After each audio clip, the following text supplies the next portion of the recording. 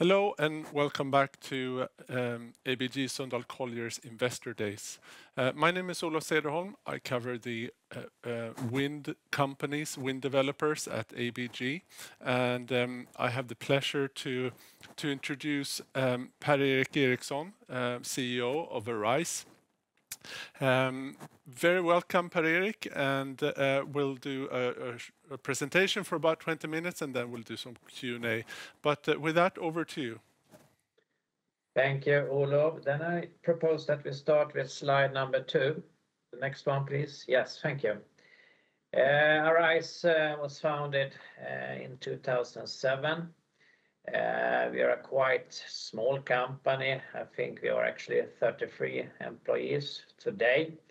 We have a project portfolio of around 2,600 megawatts. I will come back to that later on. We also have own wind power assets of 139 megawatts. We have under management 1,400 megawatts, including our own portfolio of 139. So the major part is external customers and asset management. I think I will come back on that as well. As a company, we have never had as much under construction as we have at this moment. We have some 473 megawatts in 2 large projects, construction works ongoing as we speak. With that, I think we could flip slide, Olof. Thank you. Looking at the numbers for 2021, you can see in the 12 months numbers that we had some EBITDA on 157 million SEK, and we had profit loss after tax at 57 million SEK, which was a fairly good historical result for Arise as a company looking back in the history.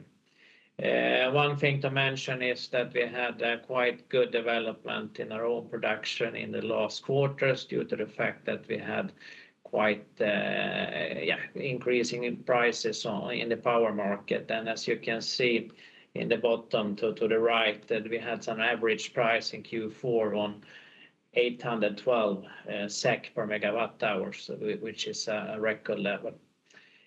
I think we could move on. Looking at the project portfolio, you can see 2 categories here. One is the late stage development projects, and then you have in the bottom you have the early stage development projects. And starting with what we have in the closer in the pipeline, closer to be realized, you can see if you start with Kölvallen project, 42 turbines, close to 300 megawatts. Quite good project in terms of production. In that case, we are in a late stage tender process on all the project contracts, including turbines, civil contracts, grid contracts. We also have a grid connection contract already signed. So that is quite far in development, and we have an ambition to have that sold during late Q2 this year. We also have another smaller project in the top, Leba project, 5 turbines, 30 megawatts. We are in same process there, late stage tender process on all contracts. In that case, we aim for building that on our own balance sheet in our book, and we are aiming for investment decision mid-year this year to 2022.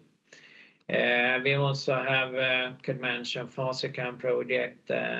We have a permit in legal force. We are just awaiting the grid concession approval from the Energy Inspectorate. We hope to have that. We had expected to have it before year end, but we at least hope to have it well ahead of summer this year. We also have Finwire.tv, which is in the late appeal process, you could say, in the permitting process, and that's also something we have some expectations to have at least some indications on the permit this year. We also have the Tormsdale project in Scotland, a smaller project, but quite good production-wise, and also in terms of where we are in the market. We have filed the permit and also filed the grid connection application. So that's a bit in a waiting mode, you could say. But we expect to have some feedback on that during next year, at least some indications on where we are. Looking at the early stage development, I could mention HT Skogar. We signed an agreement with HT Skogar just before summer last year, and that is a quite large scale potential for us, some 1,500 megawatt we have estimated as a potential on that. We have started up the process we have dialogue with the concerned municipalities, and we are starting up some inventories, etc. as well during spring, early summer this year. So that's ongoing. With that said, I think we move to the next slide. This slide is showing in the staple diagram, you can see our own production. If we start with that, we started up as an IPP, Arise, founded in 2007 and listed in 2010. And during 2009 to let's say 11, we started up. We built up our own assets that we own today, some 139 megawatts. 10 wind farms, 8 of them are located in price area 4, and 2 are located in price area 3. So it's in a good spot in the Swedish in the Nordic system price area, you could say. In 2013, we also added Jädraås project to the portfolio. That was a partnership, a joint venture with another investor. We had a 50% share. That was late. We divested that project later on, 2018-19, and now we are back on where we started, basically the 139 megawatts. As we experienced, we had a quite tough start for the company. We had we did a lot of realized a lot of projects, and we had quite much debt, and that combined with low revenues was a bad combo. So in 2013-14, we changed the strategy to also move into the developing business.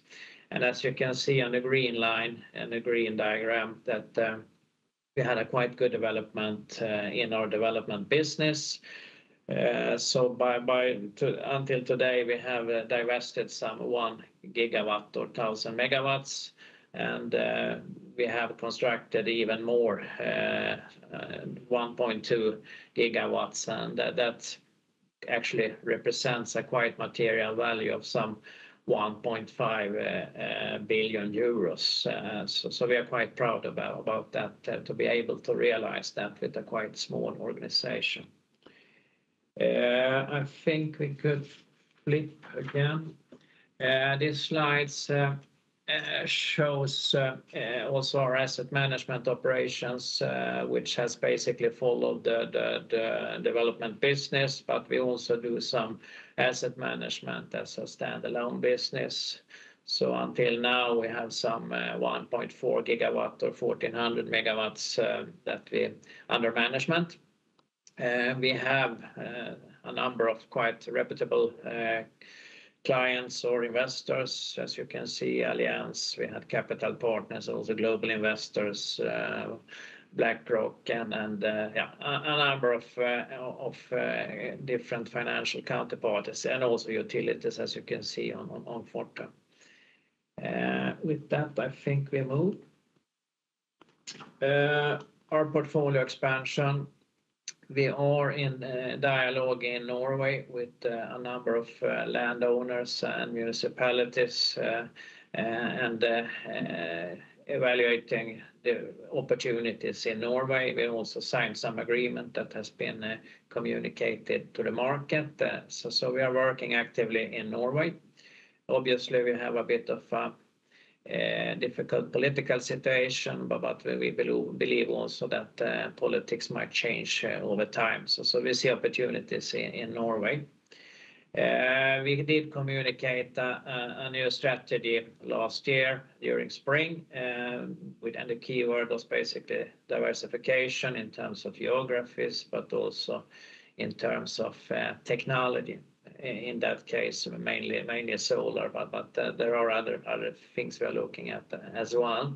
And that has resulted in that, as a consequence, we are working now in the UK. We have a large-scale solar projects we are working on as we speak.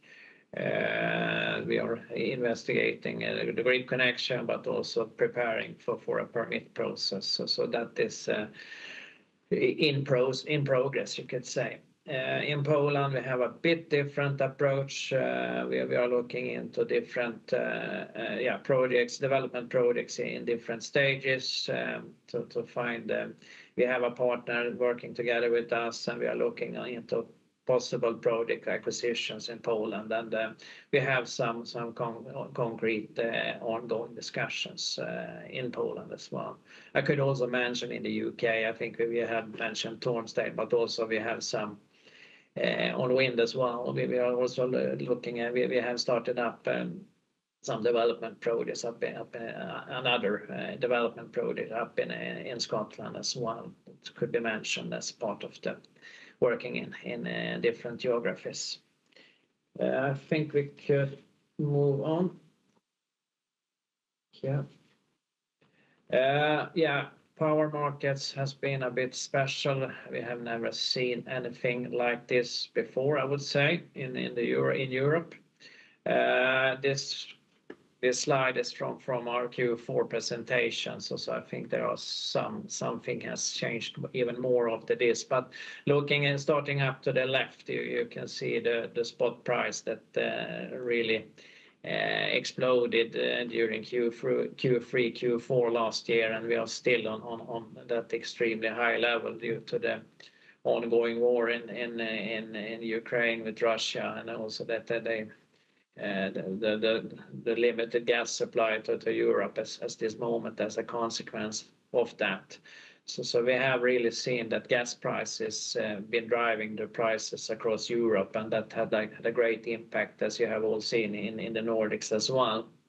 On top of that, we have the emission trading scheme with CO2 been trading on record level as well, which further on has pushed prices up. And then we have also in the Nordics, where we had a bit of a deficit in the hydrological balance as well, which also pushed prices to the extremes we have seen during this Q3, Q4, and also during this winter.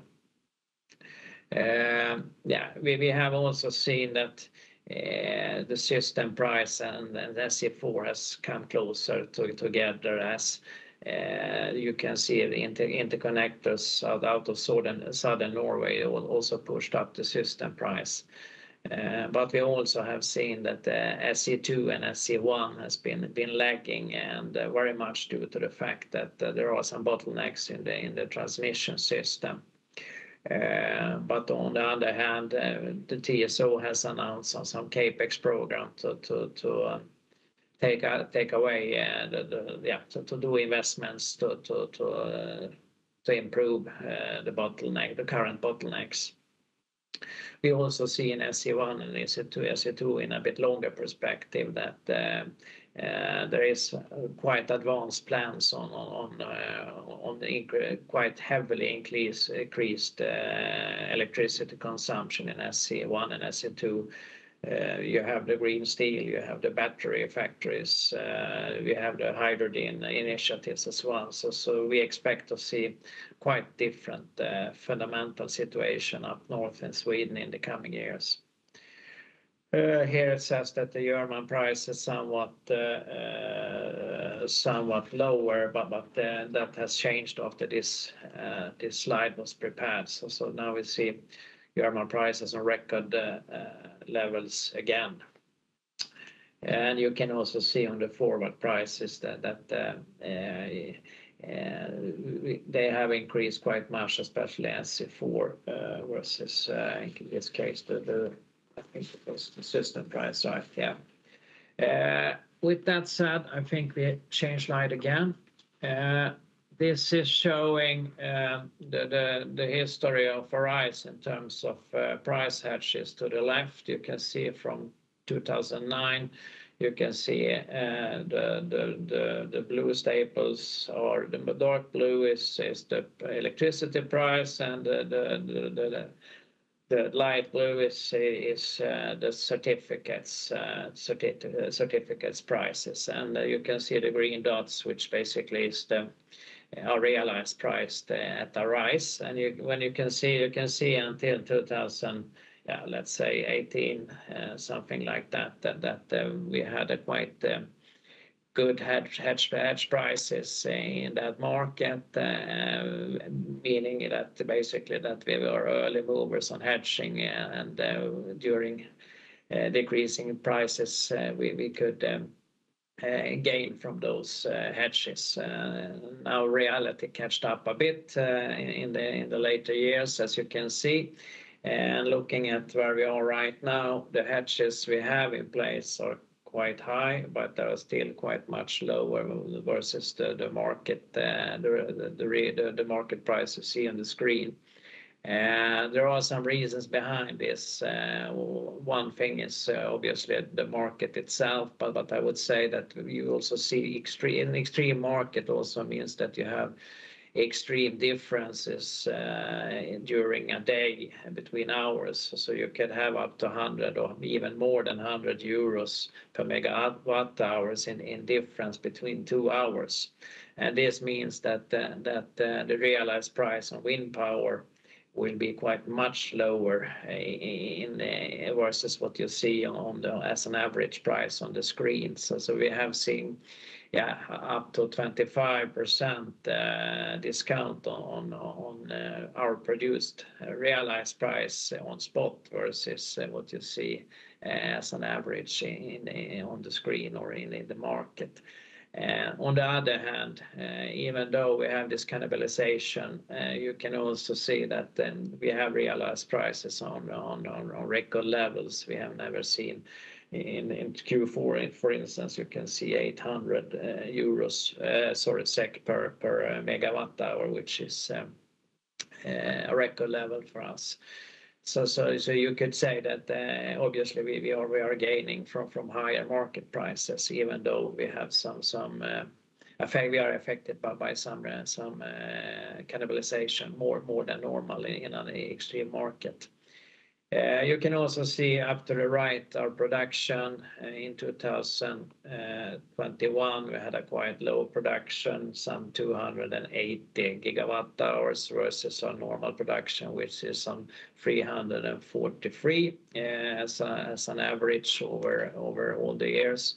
And that is very much explained to the low winds in 2021. I think we had we were 18% lower than normal. We see a bit different situation so far this year, so that can vary quite much between different years. Between 80% up to 120%.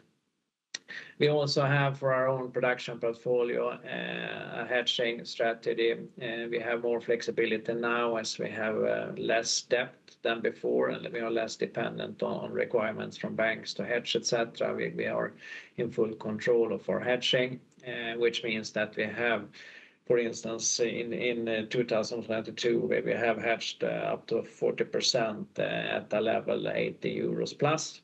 And we also have hedged quite much also by now in 2023 to a fairly high level as well, which secures a good cash flow, I would say. With that, I think we change again. The projects we have under construction. We have the 473 megawatts Skaftåsen and Ranasjöhöjden and Sånsjöhöjden. We have some delays in Skaftåsen, but we have some protection as well from the contracts, so we don't see any. We see some limited impact from the delay. However, we had also some increase of grid connection, which has some impact, and I think that's already been communicated to the market. Ranasjö is in early phase. We started up the civil works this year, and we're expecting to have a corridor completion in Q1 2024. Next slide, please. Key activities for 2022. We have established a green financing net framework. I will come back to that. I mentioned the investment decision in Lebo and also Kölvallen. The strategy regarding our own production to form it out remains. However, we have taken a decision to benefit from strong underlying cash flow in the short term. So that we'll see what the decision will be by the end of this year. Fasikan, I have already mentioned. I think I mentioned also the pipeline in the UK and Poland. I think we move on. The new strategy, diversification, you can see to the left in the UK, solar and wind in the UK as well, and also the initiatives we have ongoing in Poland. Another thing to mention is that we are looking into or we are planning for preparing for to be a bit more flexible when we sell projects, to also sell and to have products sold at cost, meaning that we would benefit from yield compression by doing that. It means basically that we take more risk, we take construction risk. On the other hand, we see that there is a value in terms of IRR and yield compression, which means that we potentially could have more profits from our project sales. Obviously, that would also mean some increased capital allocation during construction works, etc.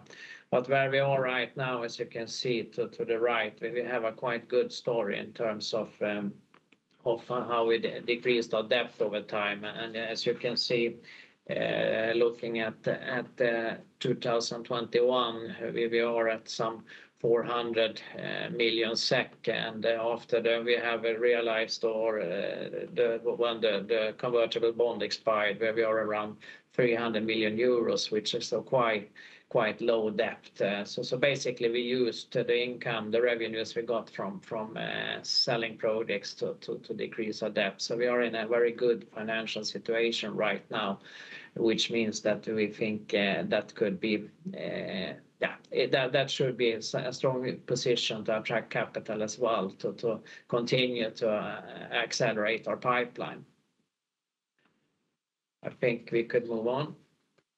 I could mention this. This is the green financing framework. We have realized this now, and we hope that this will attract capital. Obviously, we could have the next one as well. Here we have a stamp from we have a second party opinion provided by Serious Shades of Green, and we have this project has been certified as Cicero Dark Green. Next one, please. We had some changes in the organization. We had I took over as CEO October last year after Daniel Johansson, and we also have a new CFO from yesterday, actually, Marcus Larsson. He also was the interim CFO since January. I'm happy to announce that Marcus joined the company as well. Linus will leave during spring, and so he's in parallel working with Marcus at the moment. We also have Hans Karlsson as a new CEO from 1st of March. He has a long experience from Siemens Gamesa for 25 years, so he has a very strong experience from this business and this sector. Next one, please.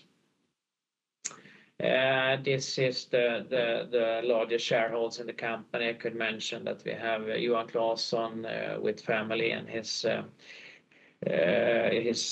corporate, his company. They have some 25, I think, all in all up to 29%, something like that. We have Altokumlus, the third AP fund, and also Länsförsäkringar. They are the major shareholders, and then we have a number of smaller shareholders as well. But there are a few larger ones and private and also institutional shareholders in this company. With that, I would like to thank for attention. I think that was the last slide. Thank you.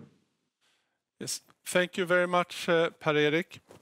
We're slightly short on time, but you clearly have a good late stage portfolio, and you have some in the early stage that will also convert fairly soon. But just one question is on the UK and the solar projects, and also Poland. Do you have a reasonable timeline to share with us when you think we could see tangible projects coming in to the late stage portfolio from that? It's a bit difficult to say, but I would say that if we can manage what I expect us to manage right now in terms of grid connection in this large project in the UK, I believe it's a fair estimate is that we should have something, that we should have a grid connection in 26. So it will take some time. On the other hand, we also have a permit process in front of us, so that would match quite well. It's quite the permit processes in the UK are quite heavy to manage, but on the other hand, it's a quite high probability that you will actually get the permit if you tick all the boxes. And in Poland, we are looking in. There are quite big variation of different projects we are looking into. Some could be realized quite soon in the late stage, and other ones will take a longer time. So it's difficult to share something right now, but I'm hopeful that we will have something realized in the coming years, at least in Poland as well. And we expect to have some agreement signed this year. Excellent. Thank you very much, Per-Erik. Thank you for your time, and it was a very interesting presentation. With that, we end the Arise presentation and have a few minutes until our next one starts. Thank you. Thank you.